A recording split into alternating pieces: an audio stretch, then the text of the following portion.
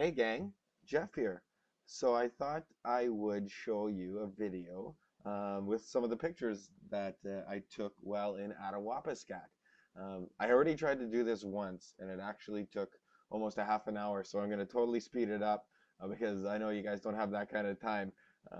So even though I thought it was awesome, I'll go as quick as I can. So this is Attawapiskat. It is, as I just wrote in the blog post, it is far. It is a northern rural First Nations, and they have about 1,500 people there. The only way you can get there is either flying or by boat. And then in the wintertime, they have an ice road. It's like 310 kilometers to the nearest town, which is Moosonee. I think it's about 4 hours. So I chose to fly this time. Well, I chose to fly every time because it would take a long, long time for me to get up there. So we take these little planes and away we go.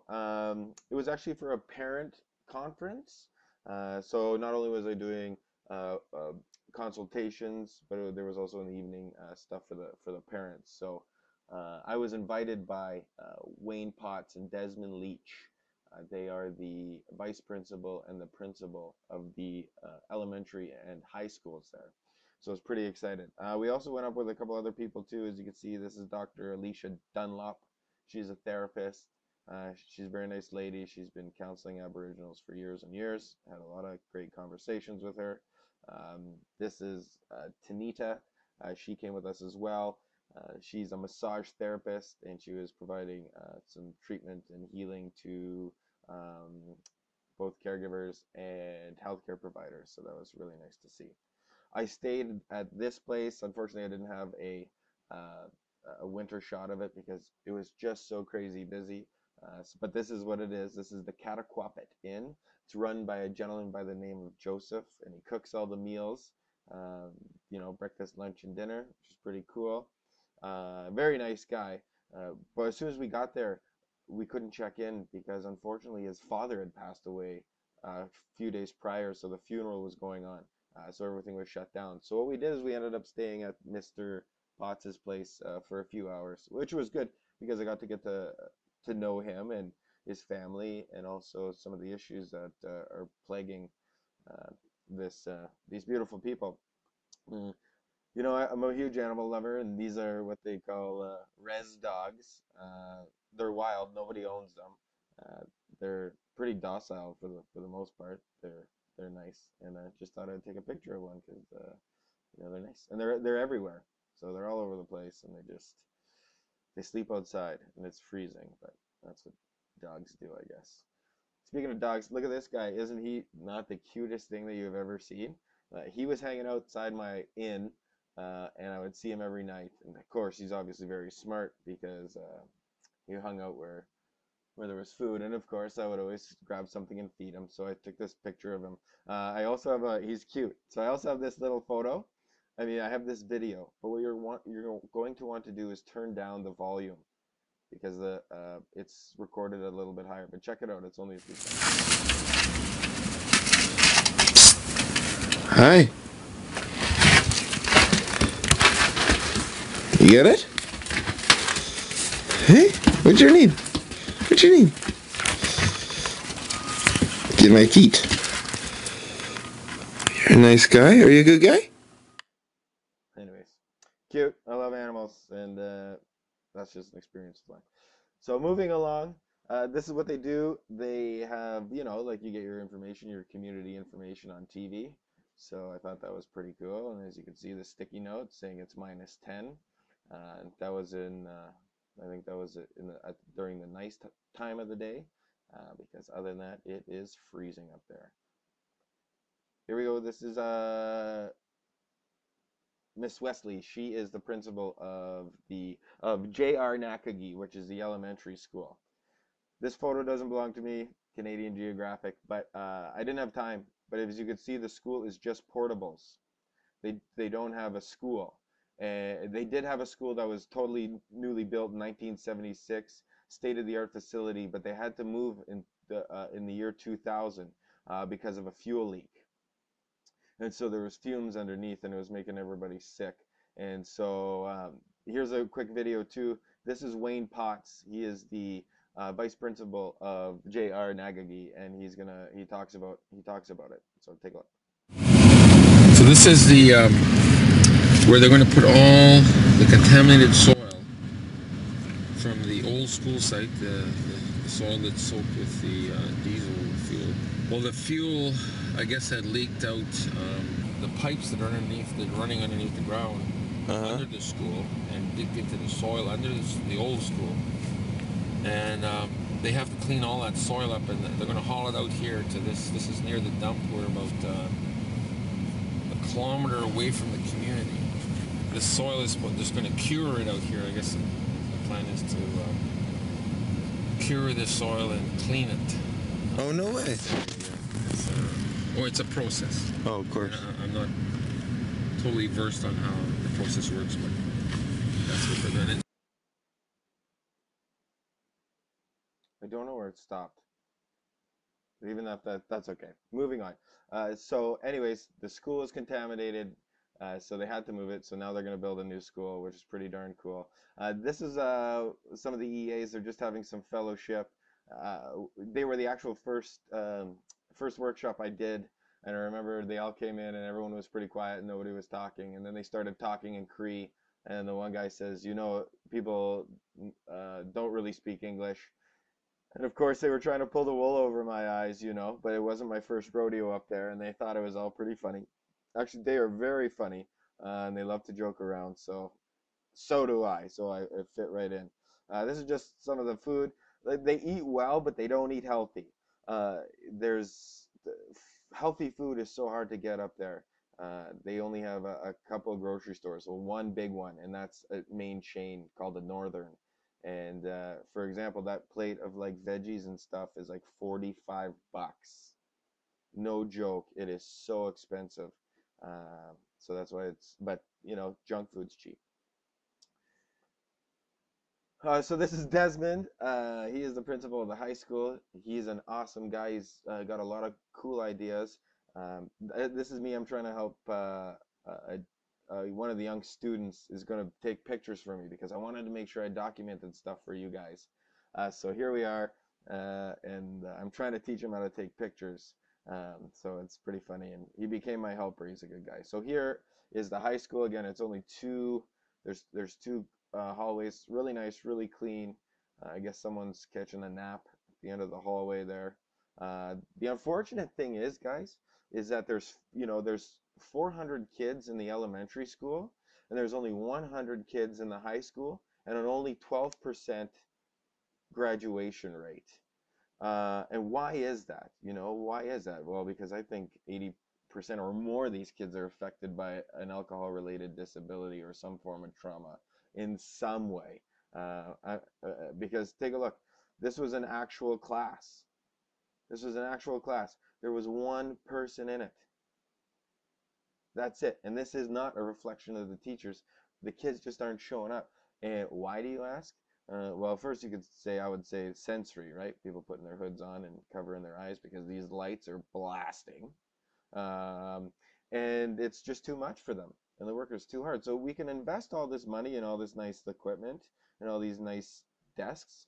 But if the environment isn't right for the kids, they're not going to come.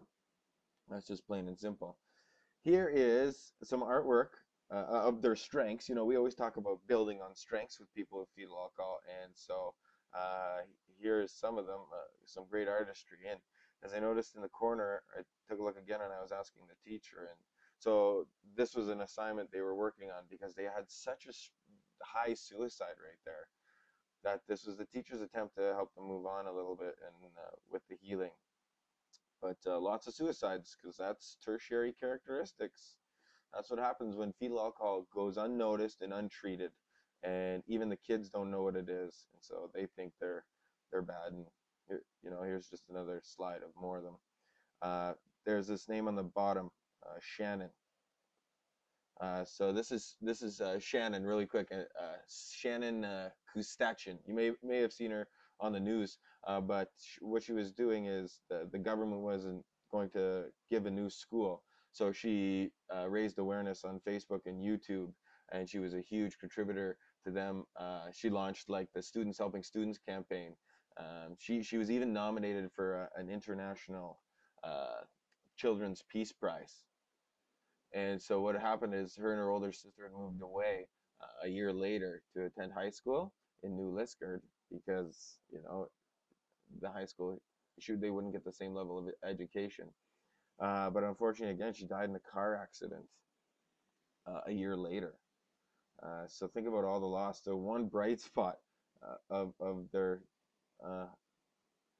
community is yeah, and she had passed. So lots of suffering here. This photo is literally me inside going, what the heck am I going to do? I was supposed to do an assembly for all the kids, and just the impact of everything. This is on day 5. This is the morning before I go home, so you can see my les yeux. I think that's French for eyes, or bloodshot. I was tired at this point, and at the same time, the magnitude of the issue here just, you know, crept up with me. And so this might be the first time someone's heard fetal alcohol, so I wanted to get it right. And just here's some shots of the kids, you know, with the hoods up, always with the hoods up, even inside for a long time. That to me says sensory, you know. Those are sensory issues. And so this was it. This is how many kids showed up that day. And they said it was a relatively good turnout. Because again, there's classes with, the most kids in the class I saw was 14. That was grade 9 class. There's just some more of the, and you can see all the hoods, lots of hoods, hats. So we gotta, you know, and they've, you know, I asked them, has anyone heard of fetal alcohol before? And nobody put their hand up. Not one of these kids put their hand up. So the whole thing, I just tried to normalize it as much as I possibly could, and, you know, reflected on my experience, and you know, tried to show them how big of a problem it was, and it's not just their problem. Try and take some of that pressure off their shoulders. As you can see here, this is Dan. Dan is the shop teacher. Dan took one of my, or actually twice. There was when I went to Moosonee, he took 2 of my workshops, and I remember the first day, about an hour in, he was just shaking his head side to side, like and then he said, sorry, excuse me, but I just don't buy this BS. And so that's what happens. Sometimes I get that. I get people get angry at me because I'm asking them to change their thinking, and when that starts to happen, sorry, I had to take a sip. You get a lot of emotions that come out of people. But he kept listening, and he took it not only the first day, but he took it the second day as well. This was the kid that was sleeping, so instead of them getting mad at them, right, this is they're just trying to joke around. This is my buddy Linus, he's taking the photos with right now, so that's pretty cool. So I'm going to show you a video again right now real quick. This is Dan, the shop teacher. This is before I did this workshop for the teachers, and he wanted to show me it and talk about it and show me how he changed his stuff. So watch this. I used to be quite anal about this room. Now I have a keyboard in here, I have a couple of guitars in here, kids having a bad day, this is their area. I always kept everything totally neat, totally in place, and I've loosened up, and I think it's really having a good effect on the kids. I'm quite happy about it. They can come in here and unwind. They got no other place to do it. If they wreck the room, it really doesn't matter because it's not mine. This is the shop. I'm lucky to have hands-on with those kids. I have one kid who's actually, he could actually be an electrician's helper. He could run wire. He just loves it. He has the gift. Even this term, I've loosened up a little bit. I'm letting them do what they want to do. If they make a mistake, I don't worry about it too much. It's good. And how are the kids reacting? Very good. I'm totally happy. I'm quite happy about it, man. You done good with that course. As you know, I took it twice, and now I'm going to take it a 3rd time. I'm not the sharpest tool in the shed, so... You're not the sharpest knife in the drawer, but you're good for a spoon, right? That's it, buddy. Oh, that's nice. So those were nice words, and I'm glad that he took it. because now he's making a difference, and they're also going to start making furniture for people, and so that's what his kids can do. And he's really got the hang of creating a useful future for these kids and just lowering expectations and meeting them what they can do and stop asking them to do stuff they can't. And if they're not feeling it, or if it's too loud, because that's a high sensory thing too for some of them, they can have their own room and hang out and get away from it. This is the art teacher. Again, what a nice lady. The reason I'm showing these pictures is my buddy Linus is taking the pictures, and this is the first pictures that he's taken. Because I wanted to document stuff for you guys, and usually I have to just do it myself, or I get help when I go. So Linus, is very highly suspected of having an alcohol-related disability, but that's okay. So what I'm showing you is here. There's one picture, two pictures, three pictures, 4, 5, 6, and now see, I'm starting to say, okay, you can give me the camera now. And what had happened was he was a little apprehensive, and then when I said, okay, give me the camera, he didn't want to take any more pictures. Oh, I look like a creep in that picture. I'll change that. So he didn't want to take any more pictures, but what I told him is, because I had it on the sport mode. And so what I did, I said, okay, once you hear the button click 3 times, because it makes a noise every time it takes a picture, then let your finger go. And so here we go. So here's another one of the teachers. But what I want you to notice is this is 1 picture, 2 picture, 3 picture, 1 picture, 2 picture, 3 picture. And these are just the teachers. So he started to follow the instructions, and he felt pretty good, and he started to smile, and he was having a wonderful time. He was very, compliant, and he was smiling, and everyone was telling him that he was doing a good job. And then he started to feel really good about himself, so he started taking pictures when we weren't looking, right? So I have about 350 pictures of him, just taking as many as he possibly could, which is really nice to see. Here we have, this is one of the teachers, David, and his daughter Zaria, who has partial fetal alcohol. They came over to the inn that I was at because he was having a heck of a time. She was having a heck of a time sleeping. So he was only getting about 3 hours of sleep. You guys know what I'm talking about. So I had melatonin. I had taken melatonin with me, which is a natural, I'm not a pusher. So it's a natural. So I said it was totally up to him if he wanted to try it. He came back the next day looking a bit more refreshed because he said it had worked. So melatonin works for a lot. This is Alicia Dunlop, the doctor. She's just doing her thing, and I said, of course, I like to take pictures of the other experts there, send it to him. Helps me build a relationship with them. So I like doing it. But what I did was I heard some noises in the hallway. There was like a bang, bang, bang, kids, because it was in an high school, so someone was banging against the lockers. So I went and checked it out, and it was this boy here, and he was banging against the lockers. So then what I thought right away, because people were starting to get upset, was obviously he was bored and he didn't know what to do next. He had a puck, and so I said, do you mind if I take some pictures of you? Because I wanted to try my sport mode out and see if I could, capture it. So here he is now. He starts practice shooting, and I'm telling him I'm a sports photographer, and so then he's happy about that, right? So look at him shooting that, showing me his form. Awesome. And then what I did was I set up some cups, because now if we got him, so let's start make him feel competent, right? Any chance you get, make these kids feel competent. And here's how we do it. So we stack up the cards, look at my stacking job, and then we got it.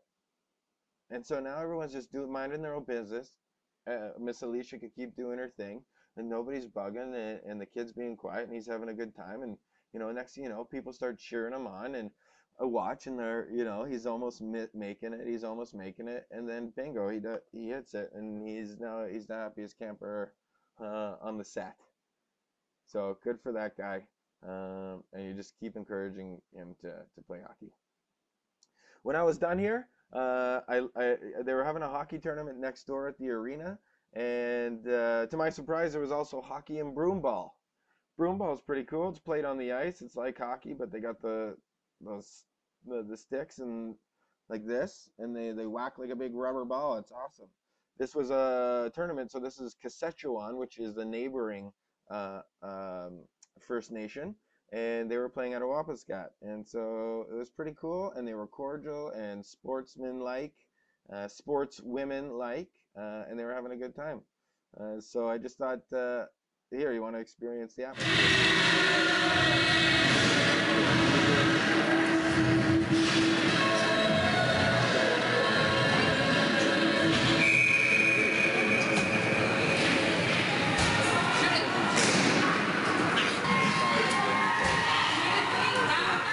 But they seem to enjoy it. Okay, so I'm almost done. I'm gonna keep going. If you're still with me, that's awesome. So I got a tour of the town. I just thought this was a little bit funny. But vandalism is never funny, folks. And this is kind of giving out a look at what the town is like. There's dirt roads. It's not paved. I think I would assume they're plowed. I know they have a snow removal because they were taking away the giant snowbanks. This is just a look. There's some people walking. You know, people, it doesn't matter. You should be wearing a hat. You catch a cold like that. It's not good. So here's where the barge comes in. A barge comes in twice or three times in the summertime, carries all the supplies, and that's where it is. This is funny because it's 1 in 11. M is, I guess he was being silly. He's the maintenance guy. His daughter works in Hollywood. She's a designer. Pretty cool. You know, lots of focus is on the housing crisis there. Again, I put a link to the video about it, and so this was our Prime Minister's answer to it. He sent a bunch of these trailers up there, but the only problem is, you know, for whatever reason, sometimes it's only like one person living in these, so not really a good use. But that's not always, I'm sure. Maybe there's two people here, and this guy forgot his keys. That's fine. Here's one of the local business, a craftsman. He even did that sign himself. So it's cool. Here's the MKS. This is another grocery store. You know, an alternative to the Northern, which is ridiculously expensive. Imagine 20 bucks for a bag of milk. This is Nate's. Nate's is the coffee shop in town. Nate's is where you can get Tim Hortons coffee. So all the Canadians who are listening to this know exactly what I mean. And when you're up there in the sticks, you know, Tim Hortons is comforting. So this is a house that's about 100 years old. Thought it was cool because it's kind of on the bank. Here are the res dogs, and they're just hanging out. This is a migwam. It's where they smoke meat. So they don't live inside these. This is where they smoke meat. I didn't get a chance to try any, but man, would I ever love to. This is old school church. They've been around for over 100 years or so. You can go inside the bell tower. So if I was working for Attawapiskat tourism, that's what I would suggest. Maybe you go do. Here I am. Just think I'm being crafty and you know, like a good photographer. It was just eerie a little bit. This shot was a bit eerie because so much is going on there, right? They have a hospital here, as you can see. What had happened at the hockey tournament is an individual from another team passed away because there was no defibrillator in the rink. He had a heart attack. So that was like 2 people, and I'd just gotten up there. This is a beautiful building that a high school teacher painted before she left. Ms. Potts said she worked on this for about 2 straight months, and it is awesome. The building looks beautiful. And then, you know, they also they have new houses too. They have about 45 new houses. I know it's you know, there is a housing crisis and a water crisis because you have to go pick up your water. You can't drink it from the tap. So some of it's third world, but they're trying to catch up. You know, here's a picture of the new school. It's gonna be big. It's gonna be awesome. So this is just a little taste, guys. And then, of course, you know, where it all began, I was more than happy to go home. It was a long day. I had such a fantastic time. I can't tell you guys enough. there's a lot of work there. There's a there's so much work to be done there, but there is hope there. So I can't wait to go back, because what we've been doing is totally creating useful futures. And just to give you what we talked about was how to create these useful futures, and giving them life skills and giving them things, life to do, because the academics could be really, really challenging. And so they were coming up and we were talking about, and we got to brainstorm, and there's nothing like brainstorming with people who get it, right? There's nothing like, and so once they understand how it works, they're coming up with all kinds of solutions. So there is a mine there. There is a mine. It's the beer's mine. And so what Mr. Leach is going to do is they're going to contact the beers, and they want to see what specific jobs can we train the students for, so that when they leave school, they have a useful future. Because I remember asking if anybody's been to another country, and nobody put their hand up. And I asked even if someone had been to a big city. So if they're going to stay there, then let's help them create a useful future, instead of one where they feel like pieces of crap. This is, and the high school teacher really got it, because I got this email. I'm going to drag this in. So I got this email the other day from Desmond. Oh, I gotta open it up, if you don't mind. Hold the phone. Okay. Oh, that's someone else. There, this is the one I'm looking for. Okay, cool. So Desmond, he's like, "Hey Jeff, I thought you'd like to know. Yesterday our secretary was sick, so I asked one of the girls who was always skipping class. She shows signs of FASD. So I asked her to answer phones. You should have seen her face light up. I explained what I wanted her to do, and she started doing it. She did an excellent job. She did so well that she was making the announcements before we went home. I asked her how she liked working in the office, and her answer was it was solid. So now I'm thinking of putting her in a half-credit course the rest of the year answering the phones. She too likes this idea." Bang. Useful future. That's how awesome that is. So that's this is rough cut. There's no editing involved here. So thanks for watching it. I really appreciate it. If you have any questions about it, let me know. You guys are the best, and I love chatting with you. I'm gonna have many more adventures, and I'm gonna document them. So if you like the way this was done, let me know, and I can do some more. So until we talk again, take care, guys.